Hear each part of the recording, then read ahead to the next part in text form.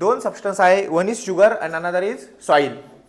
आता आपण दोघंही काय करणार, वॉटरमध्ये डिझॉल्व करणार. ठीक आहे. तर आता मी शुगर काय करतोय, हे एका बिकरमध्ये ऍड करतोय आणि ही जी आहे सॉइल, आता ही मी एका बिकरमध्ये ऍड करतोय. आता आपण काय करणार, याला स्टर करणार. तर एक सबस्टन्स टाकला होता शुगर आणि एकामध्ये टाकलं होतं आपण सॉइल. आता बघा, ज्याच्यामध्ये आपण शुगर टाकलं होतं हे वॉटर आपल्याला काय दिसतंय, एकदम क्लीन दिसतंय. याच्यामध्ये शुगर पार्टिकल दिसतंय का तुम्हाला बाजूला? शुगर पार्टिकल दिसतंय याच्यामध्ये? नाही. मग याचा अर्थ काय, ते काय झाले, डिझॉल्व झाले, याच्यामध्ये मिक्स झाले, ते विरघळून गेले. आणि हे जर आपण बघितलं तर हे जे मिक्सचर दिसतंय आपल्याला, हे कसं दिसतंय, टर्बिड दिसतंय. म्हणजे काय आहे, याच्यामध्ये सॉइल जी आहे ती इनसॉल्युबल आहे.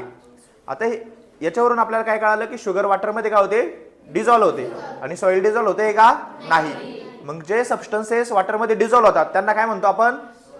Soluble substances. आणि जे डिझॉल्व नाही होत त्यांना काय म्हणतो आपण? Insoluble substances.